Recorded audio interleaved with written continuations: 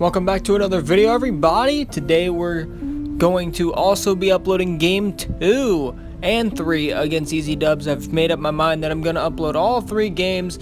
This is the second game against Easy Dubs.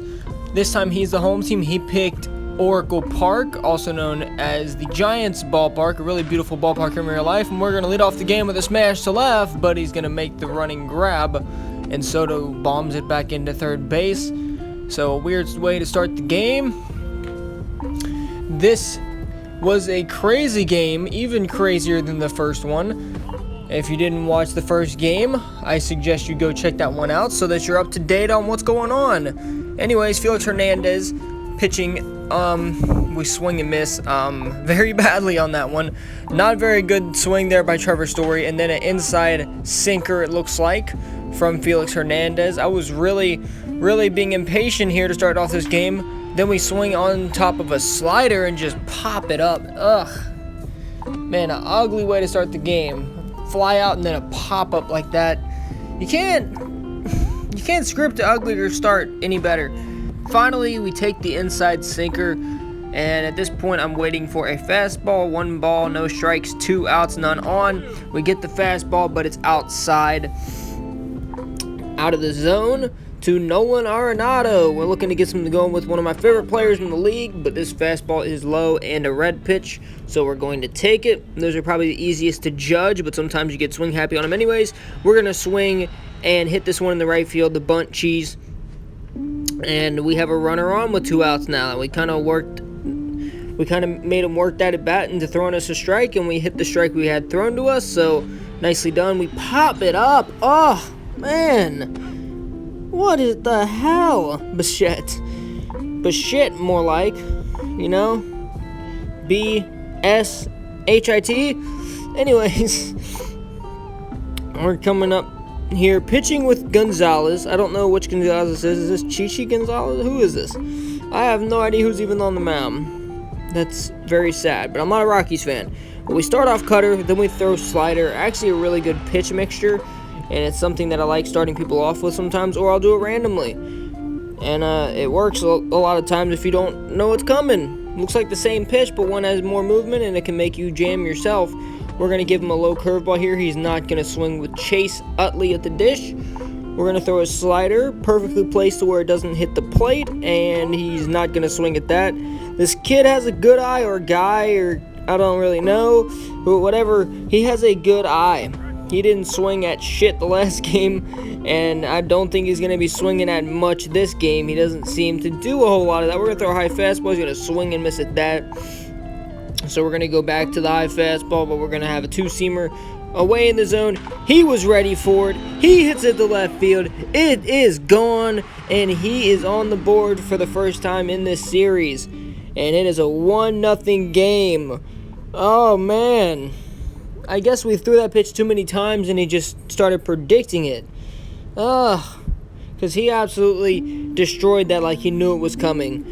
Inside slider. To the next at bat here, we're going Juan Soto. Man, that was not a good idea. Then again, there wasn't really much other I could throw in that position, in my opinion. We could have called an inside 2-seamer. Probably would have had a less chance to get crushed. Anyway, Soto with the 0-2 count. He swings away at an inside slider and apparently gets a base hit on it. I don't know how he hit that pitch, but he did. Unbelievable. Now Giancarlo Stanton at the dish. We're going to throw him a outside cutter, and that was a mistake because he hits this one as well. So he is hitting pitches out of the zone better than he's hitting them in the zone right now. What is going on? And he is in position to really blow this game open now with Albert Pujols standing in. This is a must get out right now. We have to get Pujols out. First pitch, he's not going to take it. He does not want to be jammed. Very smart. So I'm going to try and get him to pop up with the 2-seamer, and he takes it. Wow. Nice. All right, let's try that again, but a little more outside to where it doesn't hit the plate in the same spot. He swings and misses at it. That might have caught the zone, but maybe not. We're going to throw a 4-seamer out there now. Oh, we overpitch. He swings and misses. Throw it out in a second, and we get him out. And we escape the inning, only allowing the 1 run. That is huge. Absolutely huge. Here's Carlos Gonzalez. He had a home run in the last game against Easy Dubs. And here he is again, and oh boy, another drive to center. That's gone. See you later, baseball. And he's hit 2 home runs against Easy Dubs now. This is like McCutcheon against Joseph. That's what this reminds me of right now, because he is going crazy on him. Jeez. Next at bat, though, we pop up with Daniel Murphy. God, I cannot hit with Daniel Murphy. That's what I'm coming to realize about myself. So I just cannot hit with him. I've had a 2-star Daniel Murphy before, and I just couldn't do shit with him. So I don't want to hear the excuse that it's just not a good card or blah blah blah blah blah blah blah. You know what? I just can't hit with him, and that's the main thing. Now here we have Chris Iannetta, who again I had in 2016, and I was good with him. Probably a very similar card too, and Iannetta hits it into the gap, and it's kind of cool, you know, using all these players. I had Torrey Hunter back in the day, and I have a Minnesota team that I have Torrey Hunter on. Again, haven't used them, but it's just cool, you know. It's cool to have these cards that you used when I was technically really like 13 when the game first came out, in my opinion, when I started playing it. And I loved it, absolutely loved it. Anyways, we have DJ LeMahieu, the Yankee, up to the plate, and oh man, we crushed this one, but right to the glove of Stanton. That's unfortunate, man, because we were working the count very well, and we get a decent pitch to hit, and we just whiff on it, man. Just sucks. Now we've got the pitcher up, but I'm not going to go to the bullpen. I don't want him to see this bullpen until the 3rd game. That's when I can really use those arms. And I'm really just hoping I don't have to use anyone out of the bullpen. So I'm going to let the pitcher bat here, and you never know, man. I've hit 4 home runs with pitchers this year. 4, that's right. 4 online home runs with the pitchers. So, yeah, it's crazy. At the end of the year, I'm going to see how many I hit with them ending up through season mode and online, and I'm going to put a montage together like I did last year of it as we pop this one up to the catcher, and that will end the inning. We're not hitting a home run this time. And 2 of the home runs that I've hit this year with pitchers have been from Jacob deGrom. And nothing special, just the 95 overall regular Jacob deGrom. He's just, for some reason, he's a glitch. So, I don't know what to say. Anyways, Jose Ramirez will lead off the bottom of the 8th here in a tie game. Very exciting games so far. I love these really, really low-scoring competitive games. And I don't really love the 3-inning games, but there's no like 5-inning games, so it kind of like defeats any purpose of long games, because like 5-inning isn't too long. It's not exactly short, and it gives your opponent time to come back. In a 3-inning game, you can hit a little blue piece of shit hit, and then it can be a 1-0 loss that you don't deserve, you know? But like in 5 innings, that might happen, but you'll still have more time to come back.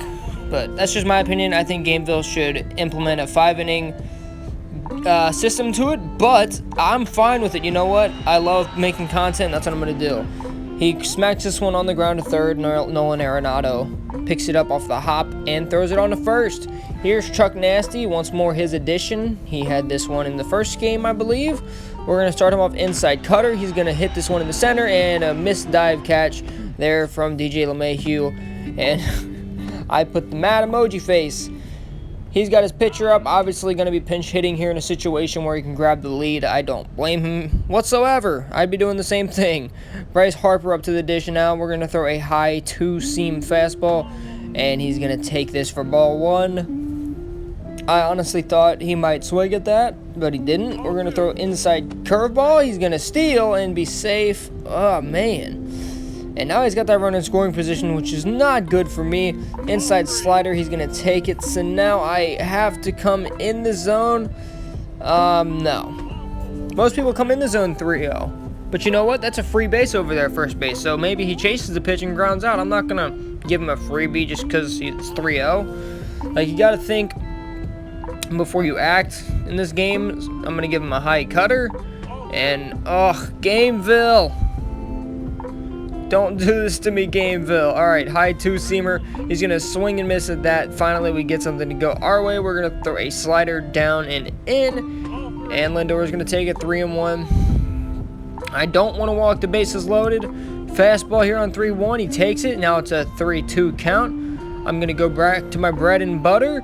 And he's going to foul it off. Jesus. I'm going to go inside. I'm going to go over here with the slider up top. And, oh, my goodness. He's going to smack it. It's going to land. One run's going to score. The second runner's going to look home, but head back to third. And it's 2-1 Easy Dubs as he gets his second lead of the game, man. Jesus. And just like that, we could really be in damage. Now, if he gets another hit, that might be the ball game. So we've got to hold him here. I'm going to bring in Belize. I'm going to bring in Belize to try and get him out here. And hopefully he does good. As Utley's back up to the plate. Already has a home run in this game. This is the World Best Edition. And yeah, I talked about it last... excuse me. I talked about it last episode as he's going to fly out deep to center. I talked about it last episode how the World Bests are expensive, but they're also really good cards. So, I don't want people to think I was just trashing the cards and saying they're no good. Some of them are solid.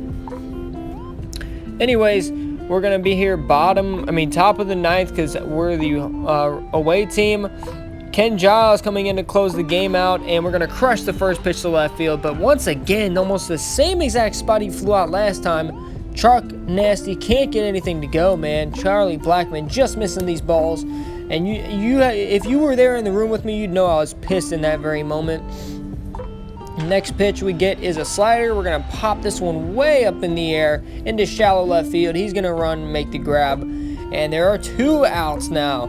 Arenado is the final batter here.